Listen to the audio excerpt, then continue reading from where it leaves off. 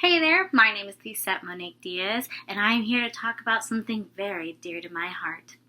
Underrated Disney movies. Nowadays, when people review movies, they're obviously about what's hot in the presses, what new feature film is selling out in the box office. But what about the ones that are remembered fondly in our childhood hearts?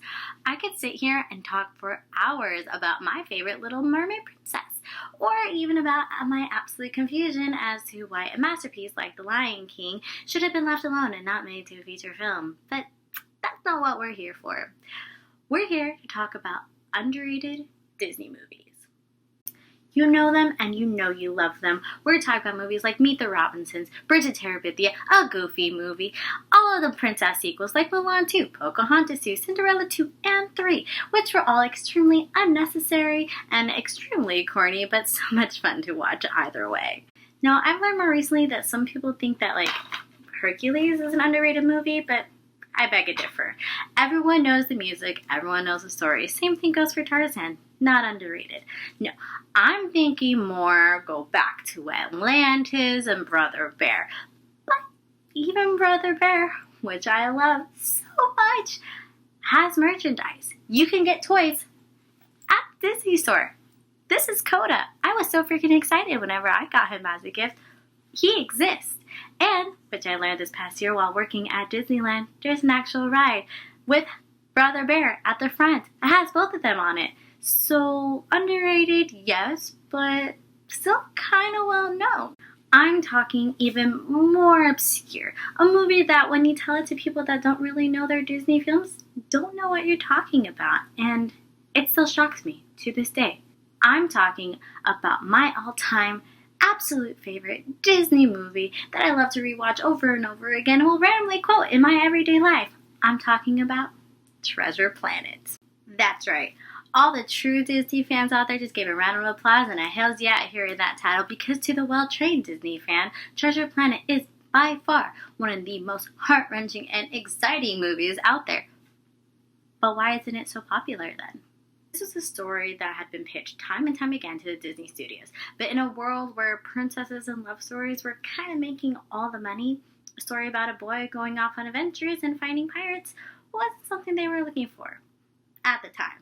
Eventually, Treasure Planet got its time.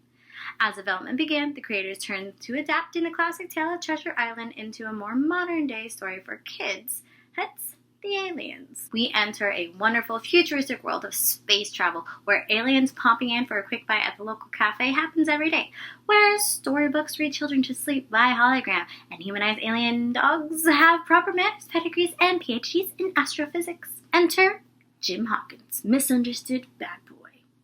He goes on a quest to find the legendary Treasure Planet, but not only to find treasure, but to find himself. Because maybe on this quest he can prove to the world and to his mother that he's not the total screw-up everyone thinks him to be.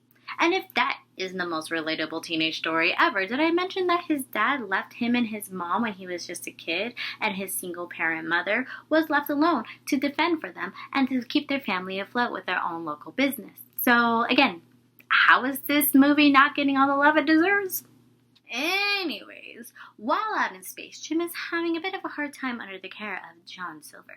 A cyborg chef, as we learn pretty quickly, is also the head of a group of pirates that plan to take the ship over and steal the treasure when they find it. But of course, it wouldn't be as fun as it was that easy. Cute, terribly wonderful, yet heart-wrenching musical montage of their father-son bonding. Jim refuses to open up himself to anyone. I mean, after watching his father ditch him and his mother as a kid, why would he? But as for the cyborg, well, he can't let his men think that he's getting soft now, can he? So when the time comes to take over the ship after that intergalactic voyage, Silver tries to compromise. Maybe they both can win. Okay, now I'm not going to spoil it for you, but let me just say there's a whole lot to this story that meets the eye. Even beyond the story, from the art to the characterizations, oh my word. Disney has a reputation to tell stories and to be one of the best entertainment industries out there. So when you bring in animators like Glenn Keane, who worked on animating Ariel and the Little Mermaid, Aladdin, Beast and Beauty and the Beast, Tarzan, and, well, John Reba, who worked on animating Pocahontas and Quasimodo from The Hunchback of Notre Dame, and many other characters, since for both of them, You just know it's going to be magical. And let's not forget about that amazing cast. Brian Murray as John Silver, Emma Thompson as the feline Captain Amelia, David Hyde Pierce as Dr. Zelber Doppler, and Joseph Gordon-Levitt as Jim Hawkins himself. Yeah, pretty sure I developed a little crush after hearing him in this movie. The entire look of this film is gorgeous and totally entrancing, from the weird space whales to the constellations and nebula in the sky as they travel, and the witty and quite intelligent banter. The characters keep me laughing the entire time. And I've seen this movie a lot, so that's saying something.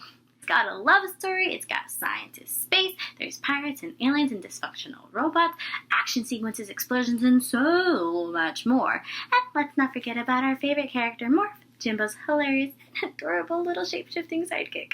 I really don't know what else I can say about this movie besides the fact that I love it.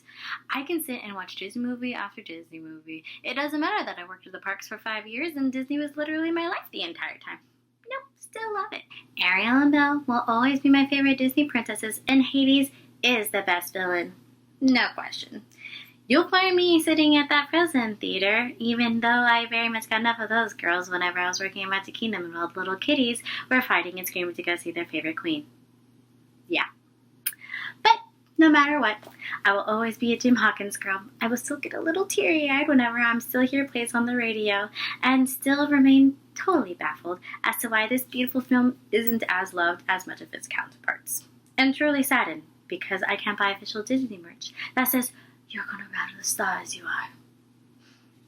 Gets me every time.